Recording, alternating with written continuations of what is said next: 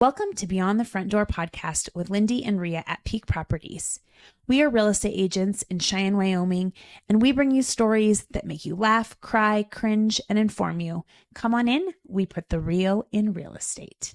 All right, I'm just going to tell the story on here. Okay. Tell the story. Okay, here's the story. I thought I saw one of my neighbors walking down the street, actually crutches down the street with their leg amputated. I swear I saw this person, right? But today, Brian was like, come outside, come outside. And I went outside and the person who I thought it was just walking normal down the street. I wonder what happened. So what did I see? When he It was has on to be crutches? someone else that I saw that looked like the person or something. There's no way I just saw a person with crutches and one leg. It'd be hard to fake, like if you were trying to play jokes with somebody. Yeah. I don't know, but see, just like there, I'm like, did I press record? And then I'm like, when did I just like I'm on autopilot? You know, guess. I was. Do you ever do that? Just like question like what you saw, or like maybe you drove somewhere and you're like, how did I get here? Because your brain's just like somewhere else. Every day. Yeah, and you're like, oh, maybe I should focus a little more. My recall instantly is so I was out walking my dog the other day and someone that I knew came out and said hi to me and they're like, say hi to Grant. And I'm like, I know his wife's name. Like, we're friends. I hate that. But in the exact second, I couldn't spit it out. So I was like, say hi to your wife for me. And then I'm like, and then that second I remembered her name and then said it. But I was feeling really ashamed of myself because You're like, say hi, yes. Say hi to your wife, Mary. Mary. Mary, I know her name. Don't worry. I thought of it. It's exactly what it is. And I just want anybody to know that ever encounters that situation with me, it's not because you're not important. It's because my brain. We have a lot of things going on in There's a lot of things. I do that all the time too, and I just blame it on my migraines. Oh, you have you have migraines.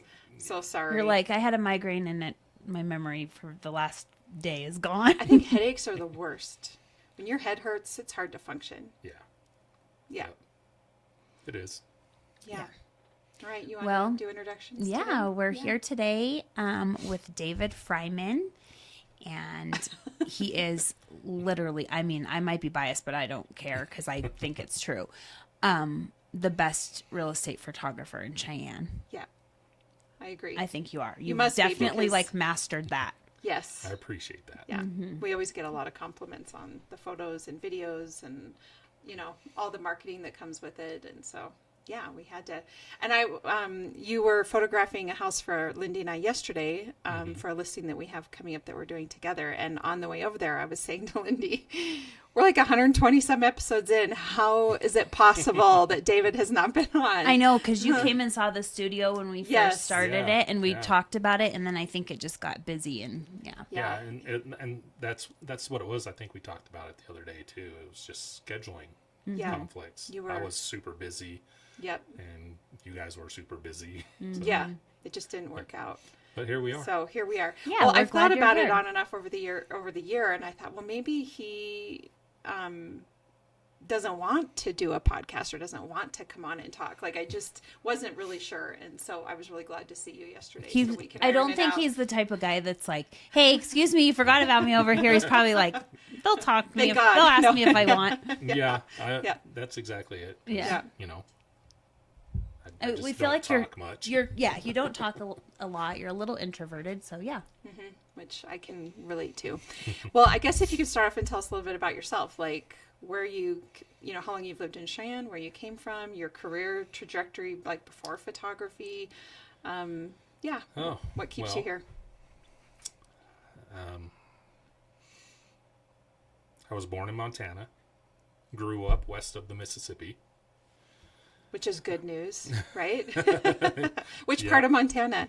I was born in Butte. Oh, my husband was born in Butte as well. Oh, And actually, okay. I was looking at So I is think you Evil guys- Knievel. I know. Yes, he was. And I only know this because of her husband. We had a whole Evil Knievel talk. Yeah, we did. And he said, and you'll have to confirm this, I don't know how long you lived in Butte, but it was a big deal on Halloween to go to his house. Did you do that? I only lived there for the first couple years. Oh, Oh, and okay. moved Okay.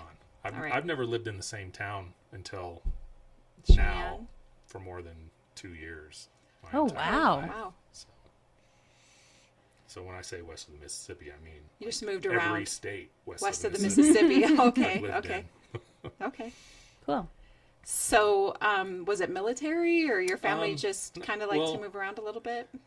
My dad and his brothers, when they were younger, Inman Roofing is my dad's brothers. Oh. And so when they were younger, they were like nomads. They just went where the work was. Where the work was. And, just was constantly moving. It was an adventure. It was always someplace new.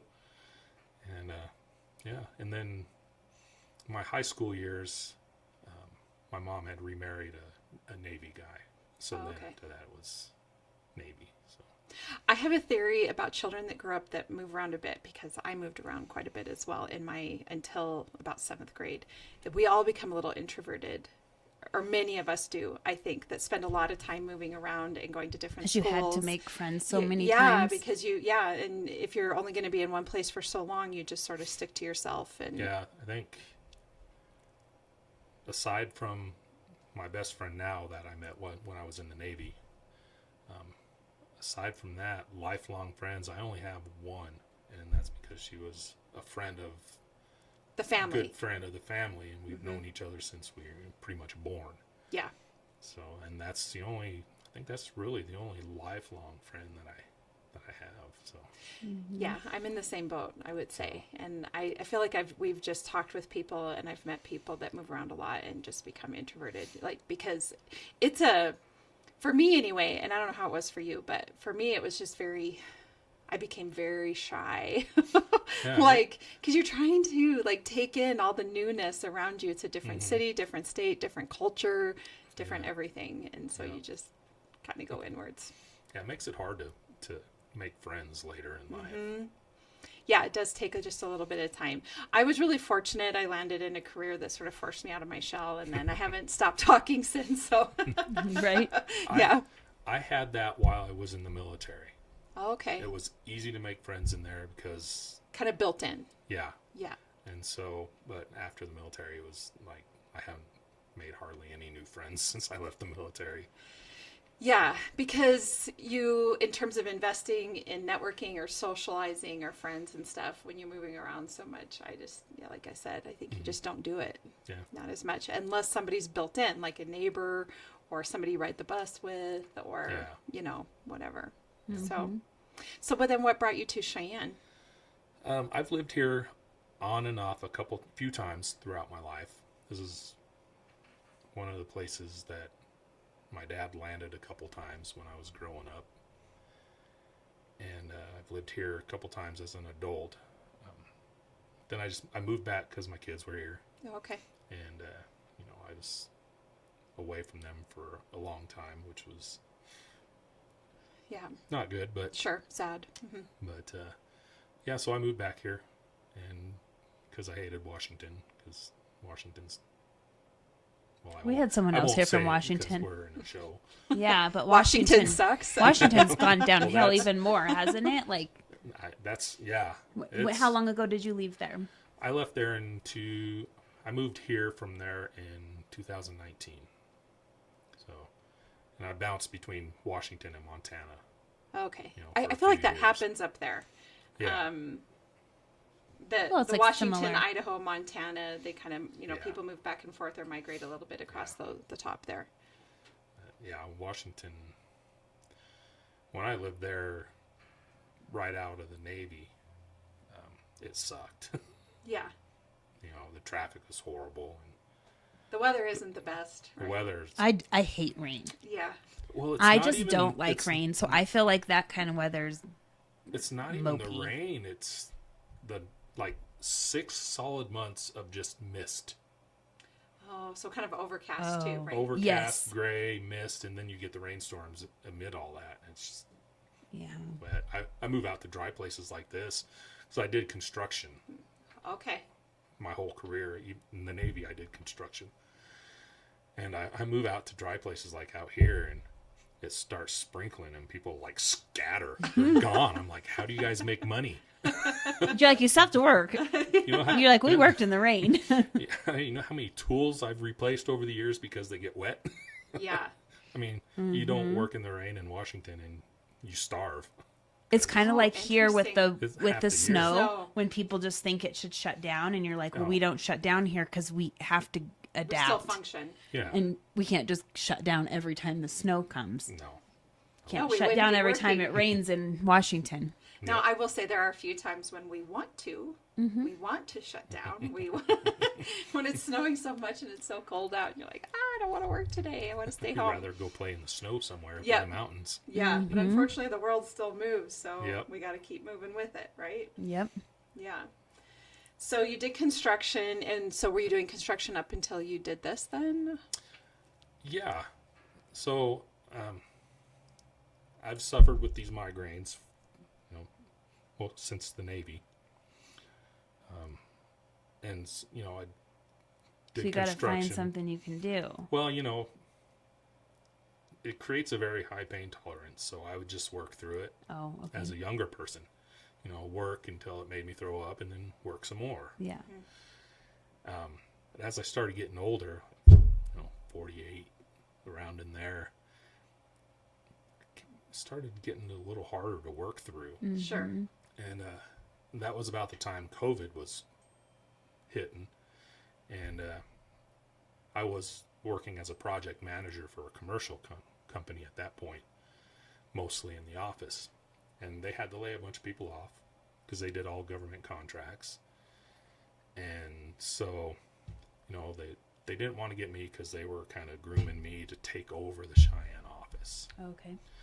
And so they didn't want to lay me off, but they needed me. They couldn't keep me in the office, so I had to go back out in the field, and it just wasn't working. And I made the decision that I'm done with construction. And I've tried numerous times to get out of construction, but nothing ever pays that good. So, Right. So I did, and they were nice enough to call it a layoff so that I could get unemployment. Sure. They're a really good company. I have nothing bad to say about them. They're great people. And then I spent a year trying to figure something out and ended up at Photography. I ended up as real estate. He was a real estate agent. You were? Yeah, yeah. Well, I'm friends with JP. I have been okay. since 2008 probably. Okay. And he's always like, you should come do real estate with me. And so I finally was like, okay, let's give this a try. I How don't was know. it? It sucked. We should have had JP on here with you. JP would be like, it's J- fine. And you're like, it was rough. JP doesn't suck. JP's No, awesome. yeah. He's No, a- I'm not saying that. I'm saying real estate. Well, yeah, I'm not built for that. Calling people that I don't know out of the blue or taking phone calls from. It doesn't say who it's from. I'm not answering. Answering it. Yeah. So Well, I just think it's good perspective to give because it's not for everyone. And I think sometimes that's what people see. They're like, see us do it. And they're like, look at them. It's easy. They're like having fun. They look at houses. It's not easy. Not easy, no. And actually, it's not. And talking to people and interacting and solving problems all day can be It's exhausting. draining. Yeah. Yeah, Yeah. it's a whole different level of exhaustion than what I was used to. I was used to always Physical exhaustion. And Yeah. I was like, how? I never understood. Like, how do people say they're mentally exhausted? I don't get it for most of my life, and then I tried doing real estate, and I get it. My husband has said that too. Like, So Because you're almost carrying everyone's emotions on you. It's very high, yeah, high strung sometimes, like stressful. It's a big deal. And I feel like we try to take it all on and make it less stressful for our clients, and it just makes it worse for us sometimes. Yeah. I can. Yeah, my husband sometimes he comes home physically exhausted, but there's sometimes where he'll have to sit in a class all day or whatever, and Yeah. he'll come home and he'll be like, oh my God. He's like, how do you do that every day? And I'm like, I actually wouldn't want to be I don't mind being physically tired. Like, I want to be physically active enough to be, not exhausted, but tired at the end of the day. Right. But like physically having to perform 8, 10, 12 hours a day, that would be a lot for me. So I think it just depends on your personality and who you are. Yep. You know? So how did you, obviously you started doing real estate, and then what happened? Well, so I've been a landscape photographer for, I bought my first camera in 1991, Oh, film back in the day. Yeah. And so I've always just loved taking pictures. For our younger listeners, that's when you had to actually develop the film. It was this little roll you put in the camera. Yeah, and you only had 36 or 24 at a time. Yes, all. You that's didn't That's correct. all the pictures you could take before you had to didn't replace have it. thousands. Yeah. Yeah. Thousands. And it was yeah. expensive Yes. to develop. Yes. So it costs a lot of money. Yeah. So it was still is an expensive hobby. And so I love taking pictures. Since then, I got that camera. And even before that, my mom had a camera that I always would snag and go take pictures out in the woods and stuff. And I just loved it. But then in, I don't know, probably, I guess 2008, right at the end of 2008, I got my first digital camera, a little Canon Rebel. And then I started what I call learning how to make a photograph instead of just taking a picture. Sure. Because there's a big difference, And then I just did a head dive into landscape photography, and I've sold a fair amount of large prints Sure. over the years. And I had a friend that an old high school friend. We kind of found each other 4 or 5 years ago, I guess, on a mutual Facebook group for the high school that we went to. Sure. 'Cause it was, Yeah. I was a class of 17. It was up on a little island up in the Aleutians. And so we kind of reconnected there. And she fell in love with my landscape photography and started just like, and then when I went into real estate, she was like, "Have you ever thought about real estate photography?" I'm like, "No." And she sent me a book. Like, she's way out in Virginia. She sent me this book about real estate photography, and I That's read through it. awesome. I That like is- this. She knew your talent before you did. Yeah. Yeah. 'Cause before that, she'd look, when I'd post stuff, she was always saying, "This is what you should be doing This is your photography gift." for a living." Yeah. And I had never even thought about real estate photography, Yeah. and then that was all it was. What was the first one you did? Do you remember the first? Did you do like one of your own listings? One of the ones in your No. office? Like, did you go, "I'm going to take pictures of this house. Let me see if I can, how I do." Or No, actually, I just you told just the said, "I'm people- doing it." told the people on the team, JP's team, "Hey, look, I'm going to start doing photography." And I think Molly was the first one that I did a shoot for. And that was, so this was 3-4 months after I started real estate.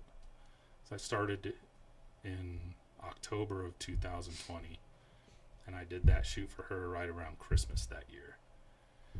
And the next year was slow. I did a few shoots here and there. It wasn't nothing full time to keep me busy. So I was still trying to do real estate as well. And it just, the year after that, it just kind of exploded. It did, because I just don't think there's a lot. I don't know if there is now, but there wasn't a lot of options for like real estate photography. I've used photographers who take pictures of all people, weddings, like that. And it's a different eye you have to have. Yeah, and it's like, harder I can't do for somebody to portraits. go, yeah, like it's kind of like, this is my niche, and I do well at like taking a picture of a room, which I think is really hard, because when you start real estate, you're like, I can do my it own was- pictures. And then you try to go in there, and even with Yeah. a digital camera, it's super hard. You have to have the right equipment, Right like the angles. lighting.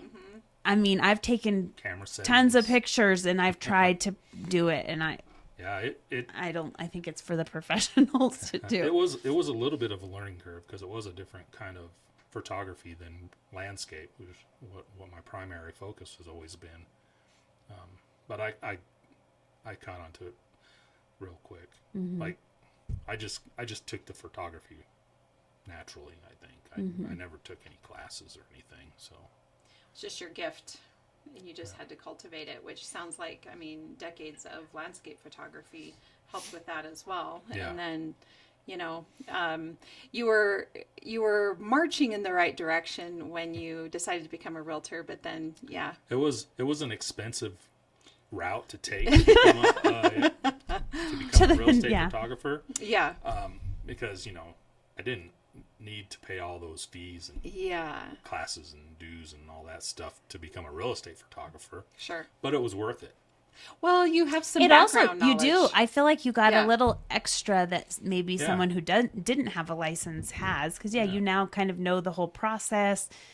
Yeah, I'm sure it helps you with just it knowing does. the whole transaction and what happens. Kind of the housing, fair market housing laws and stuff. Yes, Which exactly. I have a bullet point on here about Yes, that. yes.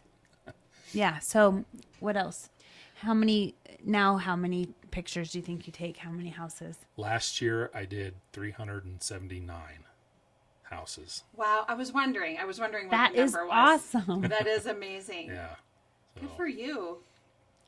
Well, just like I was telling him yesterday, I mean, you can go look at any of our pictures from our listings, and we used David, and people reach out and they're like, who took the pictures? And I'm like, yeah, they're really good. Yeah. We've had him take pictures of our office for our website. All his pictures are all on our website. You can look at them. He's shared some of his other pictures that he's taken around Wyoming, and we've put those on there. He does drone pictures from above that are When it's allowed. when it's allowed and not windy. Boy, that's a source of frustration, that whole FAA thing. Yeah. Yeah. Yeah. Well, especially because you're doing it the right way, and then there's people who are just flying their drones and not even getting permission. Yeah. I saw it recently on Facebook. Oh, was that conversation I had with that guy? Yeah. Yeah, and he was like, he does them for news. It's his own his own little news thing. Yeah. Standby news or something. Something like that. Yeah. Yeah. Yeah, I've seen that too. Well, I think the aerial shots are kind of nice sometimes, especially if I it's a love property them. with land or if you're really showcasing the views or whatever the case is. It's nice. It's a whole different perspective on the house. It's something you can't see by driving by it. Yeah. You know, you get this aerial view and you can see the whole property and the house, and it's Yeah, so anytime I can do them, I sign up for that when it's allowed or not windy. or not windy. Yeah. I really love photography. I'm not any great at it, really. I had a digital SLR, whatever you want to call it, for a while, but I think I have not taken the time. I have not had the patience to learn like shutter speed and lighting and all of that. And Yeah, I'm the same. I love taking pictures. I have millions. Well, yeah. But yes, I don't know photography like settings and Yeah. lighting, and I go like this with my phone and I just move my body around until the lighting is right. And I'm like, oh, that's where it is. Okay. That's probably what all of us are doing. I'm like, is the light supposed to be behind me or in front of me, or where am I? Wherever you want it to be. Yeah. No, I think that photography, I mean, every single listing I've had when he does the pictures, the clients are, the homeowners are always like, oh my God, this is amazing. Like they're just super thrilled with how it, the home turns out. I'm always scared they're going to see your pictures for reals and then not sell their house. And it happened one time. Oh. One time you took pictures and they did put it on the market, but it was literally like a week or two. And they were like, I know, but I just love my house now. I'm like, well, you don't have to sell it. I'm not making you. Now you have beautiful pictures of it. Here you go. Well, and they probably did a bunch of things to They did to get it all ready. And you know how Yeah. you do that, and you get all the things you said you were going to do all the years, but then all of a sudden you decide to sell your house and you have to do them all in 1 month. Oh, if I had $1 for everybody that said to me, why am I waiting to fix up my house for the next people? Why didn't I do this for myself? Yeah. And I don't know. I think it's just because we get busy living our lives and, you know, don't take the time. Although there's some people you can tell when you walk into their home that they're so meticulous and are taking the time as they're living their lives. They're doing little things every week, you know, to touch up their house, add a little, you know, what do you want to call it? Special thing to their house or whatever, so that by the time they are ready to sell, it's already all together, you know, and they have been enjoying it along the way. And those are fun. I love those homes that are like that. Yeah. But not all of us are that way. I've been telling my husband and I've been saying, you know, it's time to like declutter. Like you're not even intentionally trying to acquire stuff. If anyone knows that, it's David, because he has to take the pictures of all your clutter. And sometimes we have to move all the stuff out of the room to take the picture. Yeah, we do. You'd be surprised at some of the stuff I go into and take pictures of. I'm like, you really want me to take pictures of this? Yeah. Yeah. Do you have to look at it like, because all the homes are not brand new, beautiful homes, right? So you just get what you get. You've taken pictures of some of mine. They're fixer-uppers. It is what it is. But it's almost like it's still a picture of something. You know what I mean? Like, I feel like it still can be like art in some way because it's just that space, even if it's old or... Mm-hmm. Yeah. Plus, you get angles that I wouldn't necessarily think of. That I'm just thinking of a home I have listed right now that is a fixer-upper that he came and took pictures of. And when I looked at the pictures, I thought, I would not have thought of that angle necessarily, like for pictures. That does pull on your heartstrings a little bit when you are somebody that's looking for a home and you're looking for whatever functionality or features or layout of the house, that he captured an angle that you maybe wouldn't necessarily do on your own that gets at the message that we're trying to send to people. So What's the weirdest thing you've had to take a picture of? yeah, we do want to know that. Oh, goodness. Or anything that you were like, wowza. Well, I mean, wowza. There's some of the stuff I've walked into. People or... No, luckily Okay. I've never walked into anything with weird People. I'm Okay. thankful for that. But just their house, and like they didn't even attempt to clean up like food all over. Like the they don't kitchen know what you're like. cabinets. Did you think I was going to Photoshop everything? I don't know what was. Yeah, like that's I can't. Anyway, I mean the counter's completely full. So what do you do? Just take the picture? I just take the picture. Yeah. You know, if it's one or two things, I'll move it. Mm-hmm. But if it's like an entire room full of stuff, I mean, it'd take me hours. Mm-hmm. You know, and just so. Any unusual animals? Not really. There's people that's had some lizards and spiders and a couple snakes, but. I showed a home yesterday that has, the house is full of aquariums that have lizards and snakes and the whole shebang, and they're staring at you. Oh yeah. Yeah. They're judging it. They're judging. Judgmental Yeah, little critters. they are judgmental little critters. Like, what are you doing in my house? Yeah, That's and I funny. just, everybody's got a different passion for the things they care about, and there's plenty of people that have homes that have aquariums with, fish or lizards or snakes or whatever, and I suppose probably, I don't know what if it would be any easier to take care of. I mean, a dog is definitely different. They're roaming around, you got to let them outside to go to the bathroom, but I would imagine there's some risks associated with reptiles as well. So There's certain reptiles, I'm Yeah. sure. Some. yeah. I'm hoping nobody's keeping poisonous snakes in an aquarium. But like tarantulas and spiders, they can bite. Yeah. So Yeah. Mm-hmm. Yeah. Definitely interesting. Yeah. I've talked in the past before about a showing I had where the homeowner told me there was a good sized cat in the house. Like big. Like a big, not a house cat.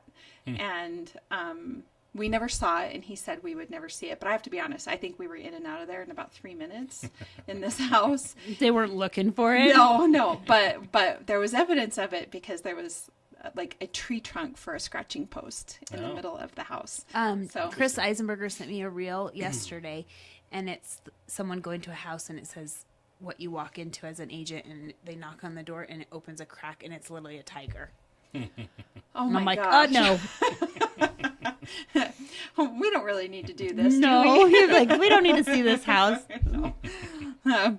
Yeah. So interesting. So the other thing too is you play the guitar as well. So you have these creative outlets, it seems like. I do. I played the guitar since I was 16. I got a guitar for Christmas that year. And, Like an electric guitar or acoustic? Electric. Okay. Electric, yeah. And so I just started playing, fiddling around. And Do you read sheet music or do you do it by listening? I don't read sheet music anymore. I played violin 5th, 6th, and 7th grade, and I could then read sheet music, but that went away pretty quick.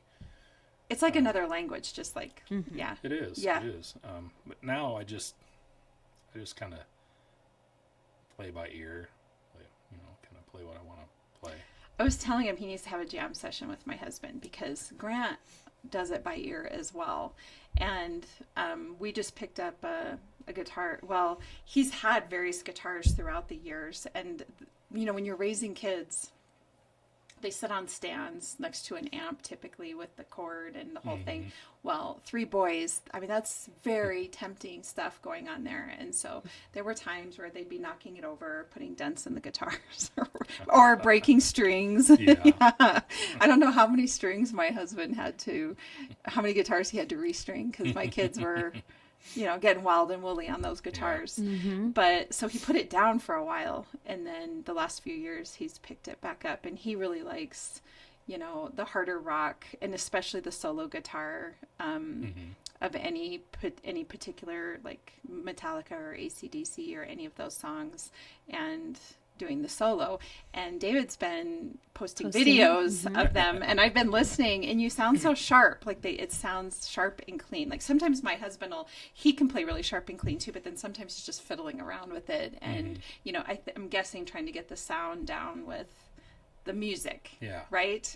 Well, and so when you see a video that I put on there, I've probably done that for about an hour first. Before that, because I'll just sit down. Like I can't play a single song from somebody else all the way through. My whole life, all I would ever do was like, my favorite Metallica songs. I'd learn the main part of it. Main part. That's Grant too. And move on. I just never had no desire. I liked making stuff up my own. And so I'll just sit down and I'll just start hitting strings and putting my fingers places until something starts sounding cool, and then I'll kind of expand on it and sit there and play it over and over and over and over until I have it down. That's awesome. And then I'll move on to something else. I always think it's amazing when people can do that. Alyssa's husband's like that too. He can play all the instruments and he just does it by ear. Like he plays it, piano, everything. It's like crazy. I just can't even imagine that. And you're like, I'll be like, I'm gonna need you to play this song, and he'll be like, play it, and he'll literally listen to it and he'll play it. So I'm like, how does your brain work like that? I miss that talent. Yeah, me too. Now I played the piano when I was growing up, and took piano lessons in a very stereotypical way. My mom dropped me off at some little old lady's house, and I sat there for an hour and played, the piano. I did that several years. And then I played the clarinet, for school. Did you play any instrument? I did. School? I did piano lessons when I was little, and then I did violin until I think like 7th or 8th grade, and then I stopped. And I can't play a violin now. No. I mean, yeah, I know how either. I could. I know it would look like I know what I'm doing, but it wouldn't sound. I would be like, play a song. I can't do that. I wasn't. It was still a struggle for me. It wasn't like it came easy. Naturally. Yeah. No, it was easy for me. But yeah, I never. I recently tried to play a violin, and it sounded like chalk. Fingers on the chalkboard. You're like, I'm not doing it right. Yeah, that's a little harder than I remember. Yeah. I mean, I could show you how you hold the bow, how you hold hold the violin, and I could play each string. But then if you asked me to play something, I'd be like, no. Well, so amps are a big deal to my husband as well, and he's really sort of ticked off because when we bought him the guitar, the salesman talked him into this amp that has some digital capabilities to it, and we got it home and it just doesn't sound like a stack would. And I think you said you had the orange stack, correct? Just the head. Just I the don't head. have any cabinets yet. So right now I just bought that because they're expensive. They are. They You know, are. especially orange. That's why I talked him into the one. Yeah, amps are expensive. So I just have a head now. And I Yeah. have it that has a direct out. And I have that going into Sure. my audio interface. Okay, yeah. And then I have an orange cabinet simulation on the computer that simulates an orange cabinet. And then does it record your music or? Yeah. So it has I have those digital recording. capabilities Yeah, I also. have recording. The amp doesn't record. The amp. Okay, but the have- interface. I have recording software. Oh, okay. Yeah. Well, so there's sometimes I'll pull into my driveway. And I'm wondering if my neighbors are listening to this music as well. Because is loud. Now, we had it downstairs for a while, but I'm going to tell you, I've been with my husband for nearly 30 years. No matter where I put his guitars and his amps, they eventually land in our bedroom. Just about every year laughing, but He's like, this is where I want to play. this is where he wants to play. In our younger years, I'd be getting into bed and he'd be pulling out his guitar, and I'm like, oh, please no. And there's I'm probably a terrible wife because he wants to sing and play the guitar and sort of serenade, and I'm like. And that introverted part of me that wants to chill and, have some downtime before bed. Like the little kid that starts screaming when you start singing happy birthday to him.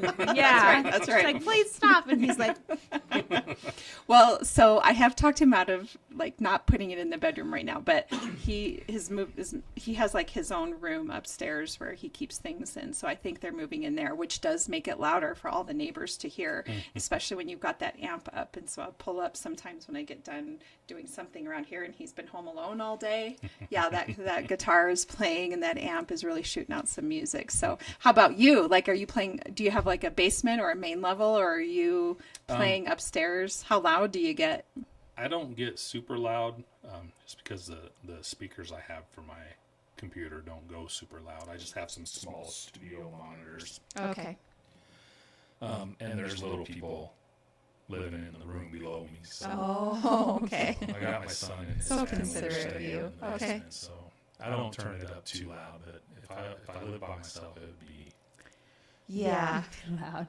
great. Well, yeah, you're just gonna, if you ever want to do that, my husband will be like, come on over, let's do it. And we'll plan it for when I'm not gonna be home. Go as loud as you want. And I'll just warn the neighbors. I'll be like, hey, there's a jam session going on in here, so I'm really sorry about that. So anyway, yeah, the guitar playing is a lot of fun. I think it's fun that you post the videos as well, because it's just, because it's just part of our family. So I always play them for my husband. I'm like, look at this. So. Okay, let's go back to the photography, because I see you have some things, and I think you should share these, because Well- you want to talk about professional photography, right? Well, I figured in real you- estate. Yeah, I figured you guys would have questions about how it benefits real estate agents. Yes. So Yeah, let's talk about Tell it. us. I wrote notes. Yeah, Well, I please didn't write do. them. I printed them out. So I'm going to read them because I don't. Yeah, go remember. ahead. Read Yeah, them. because I think it's so important, and I'm excited to hear you say So- the same thing. First and foremost, it builds your brand.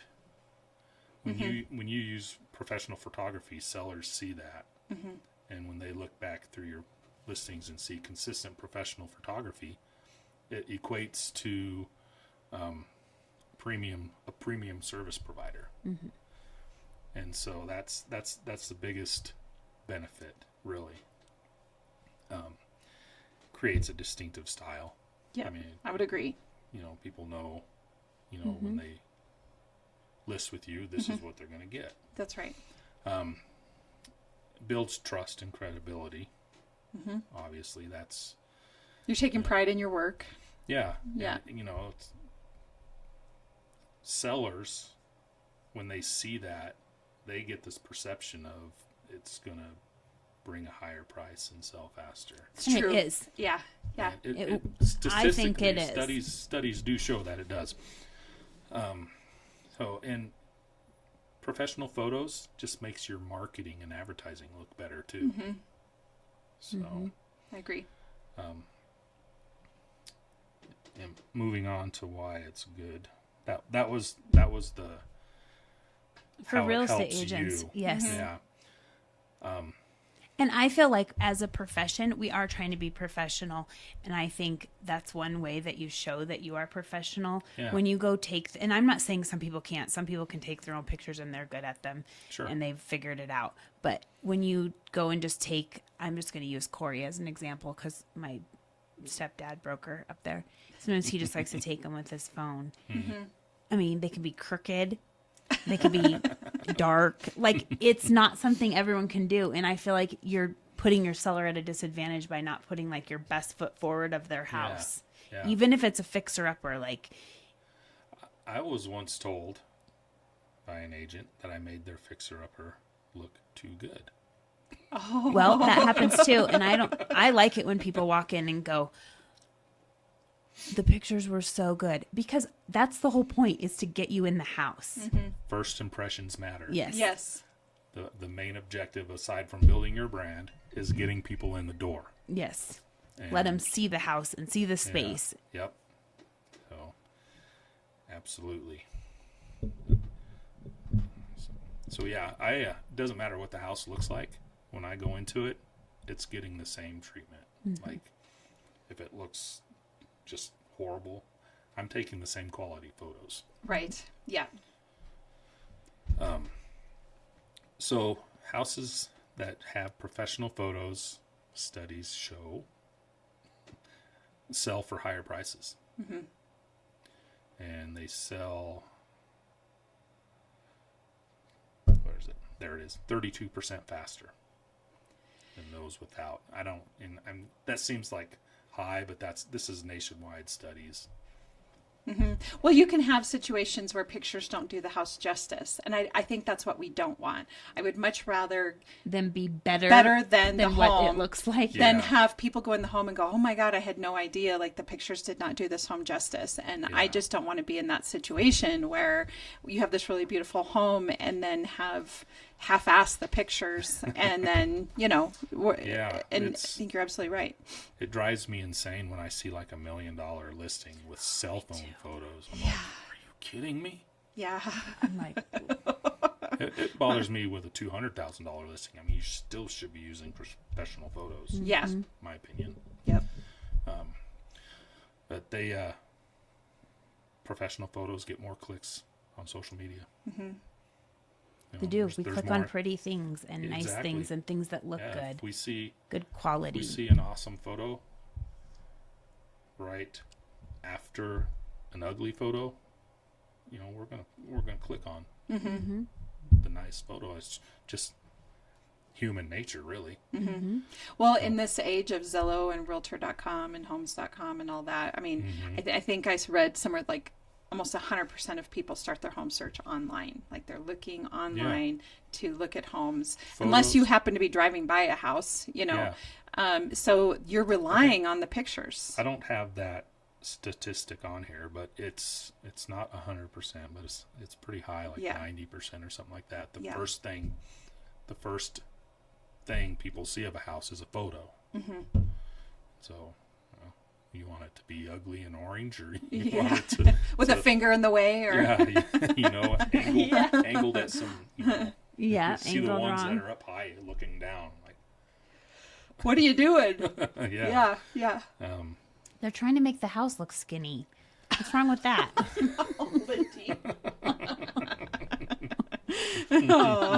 Oh, touche. Yeah. And this next one touches on the how it benefits you as an agent. It's just reinforces your brand, builds your reputation. Yeah. More showings, less wasted time. Yes. So, and I don't know how true this one is. It's, I read articles. You guys probably understand this more, but good professional photos filter out unqualified buyers. Oh, that makes sense. If you saw it and you were like, I can't afford that house, or I wonder how. Yeah. But then on the flip side of that, if the home is priced competitively, in your price range and the pictures really showcase it to be the home that it can be, then it encourages those buyers out to take a look at the home, because you're thinking to yourself, wow, that is the kind of house I want to have, you know, and I didn't think that that kind of house was possible in my price point, but it looks that way. And the other thing too, I'll say, and I hear this all the time when I'm showing property, people say, oh, the pictures made it look so much better, right? Like we hear that. And I always say, I think what you're seeing is the environment, the culture of that home. And, you know, if you, you're seeing the potential in it, and you have the ability to go in and make the changes that you need to make. If you know, you can't change a lot of things. You can't change location. You can't, I mean, you can kind of change the layout, but for the most part, the house is what it is. So, but you can go in and change a whole lot of other things. And the pictures are to put the best foot forward. So like we said yesterday, we have a bathroom in our new listing that was not completed yet. Yeah. We're probably not going to put that picture out there because it's not the best picture, but someone is going to go in the house, and if they went in it today, they would be like, that's the bathroom. And they're remodeling it. Yeah. So, I mean, I think the whole point of the pictures is to put the best ones forward, and we're not going to take a picture of the stain on the floor, even though there might be. We're not going to zoom in on it. And No, right. Don't miss this wonderful stain. Yeah. Well, I think the other thing too that I really appreciate about a lot of buyers, I think most people understand that unless it's a brand new construction home, the home has imperfections. You're not buying something that's going to be 100% perfect. You know, there's going to be little things. And there's actually a lot of buyers that want the home to be move-in ready, but also want some little projects to sort of roll up their sleeves and sink their teeth into and make it their own. And even the listing that we have going yesterday, they've made a lot of changes to that home. And she was telling us, you know, they went around and made the house theirs. You know, they made it fit them. And so sometimes all the little imperfections aren't really important. You know, sometimes they are, but I've noticed that a lot of buyers are like, I can fix that. That's easy to do, you know, or we can remodel this and that'll be a lot of fun. Like there's some enthusiasm behind it. So. Yep. All right. Okay. So it also gives you a competitive edge over listings that don't use. True story. Yeah, it does. So it makes... I have people all the time comment to me about pictures. They'll be like, I saw this listing, and like, why didn't they clean their stuff up? They say all that, and I'm like, maybe that's just, they were fine with that. But yeah. Yep. It does help to have like nice pictures. Yeah. Oh. Yeah, it just makes your listings stand out. Yeah. With professional photography, you get professional editing and enhancements. Yes. So like, you know, when I take a picture, it's going to get edited so that it's got true colors, true as colors as I can make it. And it's going to be clean, nice, crisp, you know, straight. Yeah, straight. Yeah. Not blurry. No. Yeah. I appreciate the Not editing dark. part. Oh. Yeah, and you do talk about like Photoshop, because I know you do it occasionally, but like let's say, well, let's just use that one on Cox Road that I had. There was like a whole room full of boxes, and David shows up, and I'm like, the whole front living room is like literally boxes to the ceiling, and we're like, and I'm like, okay, I guess don't take a picture of this room. And he's like, okay. Yeah, he takes a picture of the room. And then he was so nice, and he took all the boxes out of the picture. Yeah. Well, you know, I have somebody do that for me. Yeah. Oh, okay. But it was When there's nice that of you, much because of- he's all like, this isn't just an easy Photoshop. And I'm like, oh, I know, because I do some stuff on my phone. Yeah. But yeah. So when it's stuff like that, I actually send most of my editing out now.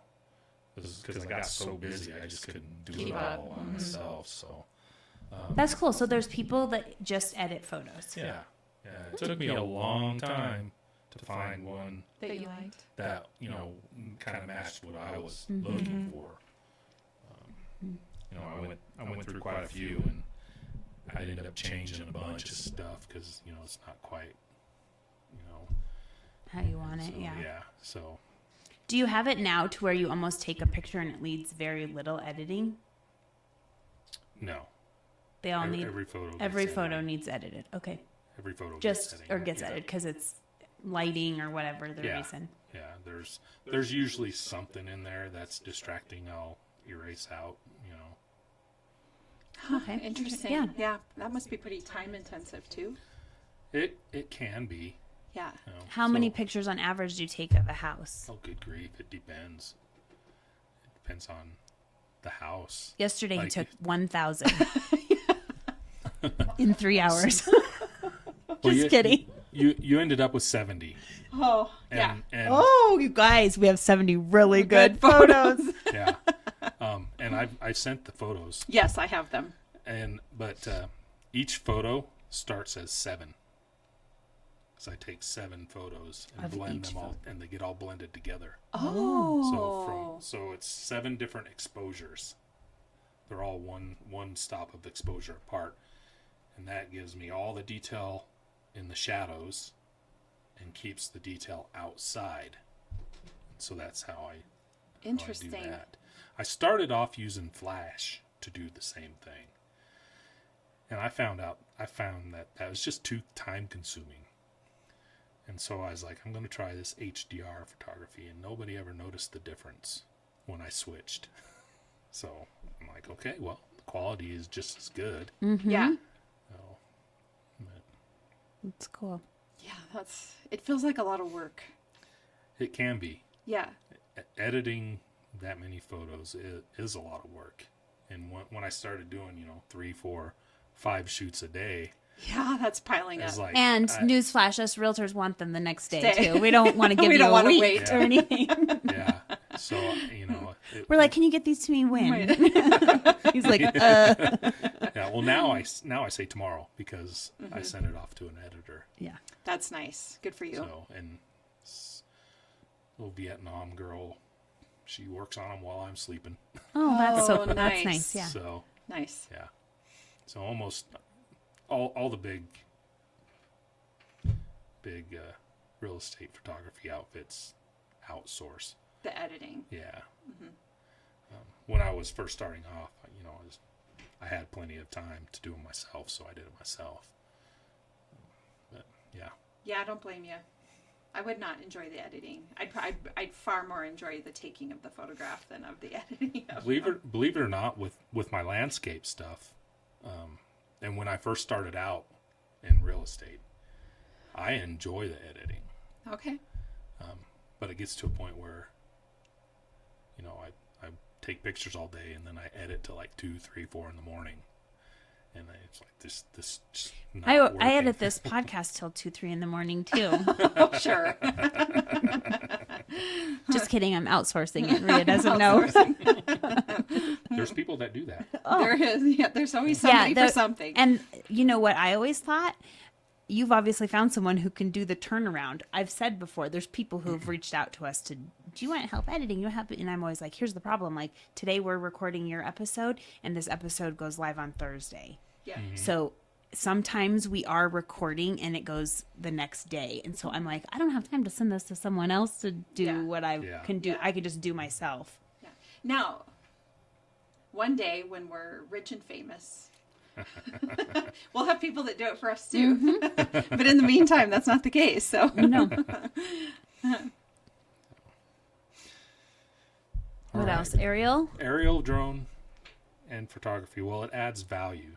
I think we touched on that earlier. It just, there's something Extra. extra about seeing an aerial shot. Even, Well, you can see the area of the home home Yeah. is in and like the Yeah. other homes from above. I don't know. I love aerial pictures. It, if you get one that's just up 30, 40 feet, just kind of at a slight angle, you kind of get like a 3D feel to it, where you can kind of see the sides and the roof and the backyard Yeah. and things, and then seeing it from way up high. So was that really hard to learn the drone? It wasn't.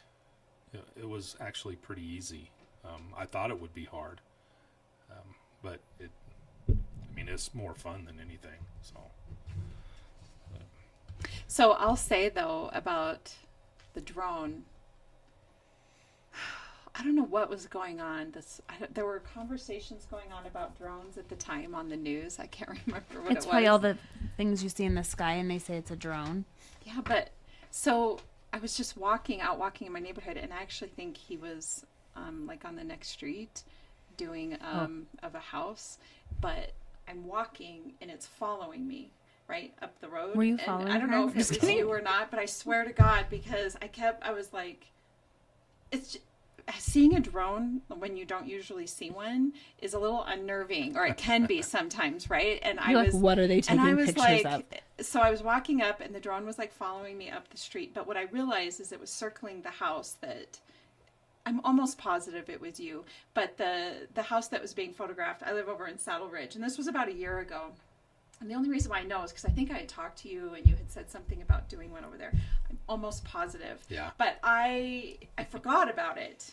Right. So this drone is like following me up the road, and all he was doing was, I think, circling around the house. But it took me a minute where I'm like, and here I am, a realtor. I know that these things happen, but I just had a moment where I was like, why is this drone flying around the neighborhood? And, there is a sense of privacy around that. When I was living in Gillette, there was a drone that was literally, and I'm sure it was just one of the neighbors like experimenting with their drone. I'm giving them the benefit of the doubt. But there was a drone that was hovering around our house, around the windows. And it sounds like it's like a buzzing, like a whatever kind of sound. And it just was it was like, they should be glad my husband wasn't there, because they'd probably been taking a bat to it. Yeah. I mean, it was that close, and and it was like hovering around, and there was no privacy around it. See, there are laws, privacy laws. For drones. For drones, yeah, you can't do that. No. You can. There's like, people don't own the airspace above their house. We learned that in real estate class. Yeah, we did. It's controlled by the FAA, and a lot of people don't. A lot of people that aren't real estate agents don't realize that. They think that if it's above their house, you can't fly there. Well, you can. Now, if you're down, just hovering, pointing at somebody's house, right, close enough to where you can see in the windows, that's a problem. Yeah. And there's laws against that. Yeah. I want to say this was a while. I wonder, because laws have laws have to keep up with trends, right? And so I don't know how long the laws have been in place around drones, but I'm trying to think that I don't even know if those, like, drones were just becoming a thing when this happened. So I'll bet there wasn't even laws. And most people don't even care to find out the laws. Right. Because even recreational flying, people that don't do it for a living, there's rules and regulations. Like, you just can't fly a drone anywhere you want in Cheyenne. Right. And that's good news. You just can't, because, I've got a map I'll show you in a minute. Because, we share airspace with the military. Right. So there's... Yep. It's a big deal here. Yeah. Compared to maybe a town that doesn't have military going on. You have to be aware of temporary flight restrictions. Like, when they're moving nukes, you can't fly a drone. Right. For obvious reasons, yeah. Right. So, and there's resources where, if you take a class for your Part 107, you learn about these resources, where you find out if there's excuse me, temporary flight restrictions. So, yeah. So for anybody listening, if there's a drone out flying around your house, it's probably a photographer photographing a house. But there's quite a few people that just fly whenever they want. Like, I confronted it when Ivan Moody had his grand opening at the Rock Stop. There was some guy from Colorado flying his drone around right above people's heads over the crowd. I'm like, dude, that's not legal, right? We're also like right by the base. Yeah. And I was like, well, you can't fly over crowds. Makes sense. Oh, you can't. So when you see somebody flying over Frontier Days, it's illegal. Okay. Yeah. Interesting. Well, they do it because how do they get those pictures of like stadiums and like? Well, you can get waivers. Okay. But they're not easy. You have to have a really good reason to get a waiver to fly over crowds. Yeah. There's just too much of a security risk, I think, associated with it. I mean, if you crash a drone, those blades are going to cut some people up. Oh, interesting. Those blades, and not to mention you've got a 2-pound drone coming falling out of the sky, hitting somebody on the head. That's doing some damage. Mm-hmm. Yeah. So, and those blades, they like I've flown through grass and it just chops the grass up. It's like a lawnmower. Oh, wow. Yeah. So they'll do some damage. So you got to be good with the remote control of it. Yeah. Right. I mean, you got to know what you're doing. Yeah. Yeah. So, Interesting. so that brings us into this part here. These last 2 points we've talked about those already. So. Okay. Penalties and fines for hiring an unlicensed drone operator. We can be fined. You can be fined up to $32,000 per violation. So if we as a realtor hire a photographer that's not licensed as a drone operator, we can be held liable. Yes. Oh my God. So don't just assume that your photographer is. You should ask. ask. No, yeah, you need to ask. You need to make sure they have a valid FAA Part 107 remote pilot certificate. I carry mine around. It's in my drone case. So whenever I'm out doing drone, it's there. Yeah. They have to follow local airspace regulations and get necessary waivers and authorizations. Good to know. And we are required to carry liability insurance on our drone. Oh, okay. Oh, interesting. I didn't. Well, That makes if sense. it crashes, If it and crashes damages- anywhere and yeah, and hurts does people damage, or a hurts structure people. or That makes sense. And that's a big reason I won't push the wind, yeah. because I don't want to deal with that, crashing into somebody's house. If I'm out in the country by myself, out, driving 4-wheeling and recording stuff out there, I'll push my drone, because if it crashes out there, the only thing that's going to get hurt is the drone, Right. and I'll get a new drone. Right. If it crashes in town, it's going to hurt. It's going to damage property or injure somebody, and I don't want to deal with that. So I don't, yeah. Yeah, that makes sense. But Let's see the map. this map, so Is it crazy? Like, is it not the whole place? I want to see how much is Cheyenne. I'll have to take a picture of it so I can share. I've told you about this map before. Yeah. I've been meaning to email it to everybody I work with, but It would help because you wonder where Yeah. can I fly a drone? yeah. So Because there's been places I've thought you couldn't, and I was like, this is probably not one. And he's like, yeah, you can do it here. You don't even have to have permission. And I'm like, oh, because there's certain areas you can do it without getting approval. well, you have to have approval, and, Oh, and okay. I'll explain that. Okay. So there's 2 ways to get approval. There are places where you can get instant approval. You can go out to a location and say, okay, I'm going to fly here. You get on your app and it says instant approval. Those lines would be green. There's no green. There's no green. So you can't do that here. Right. And that's because it's shared with military. Yeah. So these numbers are how high you can fly. Like drone's max flight anywhere is 400 feet off the ground. And does the drone track that? How high it is up? Or okay. They do now, because the drones are required to have remote ID, so like the FAA can see what you're doing with your drone, because it's becoming a problem. But these are how high that you can fly in these areas. So I have what they call a wide area authorization. That's good for 2 years at a time. That allows me to fly up to the heights listed in anywhere in town. So out here where it's 200 feet, 400 feet, that's how high I can fly. I don't need to get extra authorization. In here, it's all 0.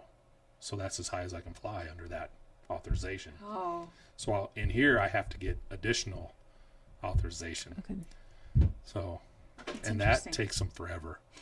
And that's a big chunk of Cheyenne. I It will is. share the map on our social media, Well, but I'll email it to you. yeah, 'Cause, yeah, that'd be great, and then I can share I it. have a high-res JPEG image of it. Okay. Of this. Okay, that yeah. I took off the FAA's website and kind of combined the 2 together to get this blue line. So inside these blue, I don't know why this is there. One There's little nothing- square. There's nothing there. It's like South High School is right here. Johnson Junior High, but there's nothing Yeah. else. Like there's no. Like at first I thought maybe it's that power distribution center that's right there, but it's over here. just outside of the blue line. I'm like, it's just weird. Yeah. But Interesting, though. yeah, so anybody, like, people use some places out of Fort Collins that come up here and do drone photography. Mm-hmm. And I'm guessing they don't get weeks and weeks in advance notice to come up here either. No. So if they don't have that wide area authorization, especially downtown, you just can't fly there. You just can't. So It's good to know. yeah. It's good to know about the liability to realtors. Mm-hmm. Yeah. Yeah. Yeah. I feel like everybody needs to know that. The fine, like if you hire somebody that's not licensed, the fine for you is higher than the fine for the drone operator. Oh my gosh. Like significantly higher. Okay. Wow. So, because you're Yeah, that's you're interesting. the professional, you're hiring somebody to do Yeah. professional work for you. So Well, we learn something new every day, don't Yes, we, we Lindee? do. Thank you for teaching us Yes. that. Although we hire you, so we're good. Yeah, yeah, yeah. yeah. Although I've had to, and a couple times when he's super busy Yeah. in a pinch, I've had to go out, or outsource it. So It happens. I mean, yeah, it just is what it is. He's It just is. one man. You can only Yeah. do so much. Yeah, I've had So- people ask why I don't hire photographers. I'm like, I don't want that headache. Mm-hmm. And they're not going to be you. It's not going to be the same photography. So Well, I could teach somebody to do it. sure. You know, Oh, sure. It's I could like, this is what you do. Do this and do this and do this, but I don't have the patience for that. Sure. Yeah, No, that and- makes sense. All right. Well, is there anything else you want people to know about real estate photography? Tell us your website. Yes. DavidFrymanPhotos.com. And Go check them out. They're all on there. It's really cool when you hire David because not only do you get all the photos, but your clients get a landing page where their Yep. photos are and their video is. And so you can share that link even to view the property, and it's really nice. Yeah, Yeah. and you can put that link for the property website too on the On social media or on MLS where it where you can put a hyperlink in there. Yeah. okay. You can. There's something. There's like, I forget what it was. You couldn't put branded stuff on MLS. Oh, yes. So you made But- unbranded ones. Well, but you can put that link there that goes to a different website that is branded. That is Okay. branded. Okay. Nice. But, All right. yeah. Other than that, I haven't been very active on my business Facebook page or Instagram, but I take a picture of them almost every time. you do. You do. Yep. A picture of him taking pictures. But other than that, I can't. Awesome. Yeah.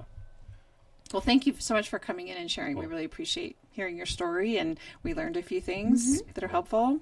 Thank you Yeah. for having me. Of course.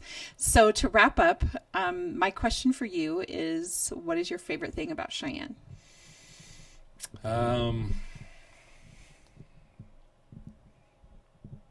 It's still small. I can get across town in 15 minutes. People complain about traffic. I laugh at them. I know we hear that a lot from out of towners. You're like, you have no idea. Yeah. Yeah. I know. I was in Dallas last week, and the traffic, I was like, oh, I appreciate Wyoming. Yeah. Well, I lived about 40 miles north of Seattle when I worked over there because I couldn't afford to live in Seattle. It's just stupid. And I spent usually 3 to 4 hours a day in traffic Oh my going gosh. to and from work. I could not imagine. I don't- Are you nobody- multitasking? while you Nobody's drive got then? time for Yeah. that. Are you No, working? I just have the music cranked. Oh. Because that if I'm not doing anything, I'm listening to music. So Yeah. Yeah, Me too. that makes sense. Okay, so since you've lived all these places, but if you could buy real estate anywhere in the world and money's no object, where would you buy it? anywhere in the world, Yeah. money was And no what would you object. buy? Yep. What would you buy and where? I would probably buy a little cabin on 1,000 acres. Why does this not surprise me? Where no people are near me. Yeah. Exactly. I can blare my music. Play Exactly. that And- guitar real loud. No, there's, yeah, probably in the Rockies somewhere. Yeah, in the West Montana, probably. So, just a small cabin, Yep. Yep. Sounds great. Yeah. We've learned, most people that we have on the podcast, I mean, everybody thinks about vacation rentals and stuff, but I think most people have said they pick this region. Like, there's a reason why we live here. So Yeah. Montana, Wyoming, Colorado, you know, South Dakota. yeah, almost, we like the Yeah. mountains, the hills, Mm-hmm. you know, the rivers. I wish there were more lakes, but Yeah. and trees. Yeah. But other than that, yeah, we all love it here. So that doesn't Yep. surprise me. It's a nice place. All right. Do Well, without the wind. Yeah. okay, so I got to talk about that really quickly. So I was showing some clients some homes this morning, and they come from Texas, and they were telling us about the bugs they have to deal with. And so I have vowed that anybody that says to me, I don't like the wind here in Wyoming, I can be like, well, the wind is a trade-off for bugs, Giant bug. Yeah. cockroaches, spiders, No. tarantulas, lizards, Fleas. I mean, they were running through the gamut of bugs they had to deal with. I'm like, oh no, give me the wind all day long. Well, No I guess they bugs. blew away here. Yeah. The bugs don't like it here either, apparently. Anyway, well, thank you so much for coming on today. We really appreciate it. Yeah, of course. And for all of our listeners, as you know, Lindee and I are realtors here at Peak Properties. So if you're looking to buy or sell, we'd love to help you with that. You can find us at www.sellcheyenne.com, as well as all of our social media channels. And of course, be on the Front Door podcast on YouTube, Spotify, Apple Podcasts, and iHeart Radio. I went completely out of order that time. And Alexa. Anyway, we hope you have a really great day. And don't blow away. Yeah. Yeah. Thank you.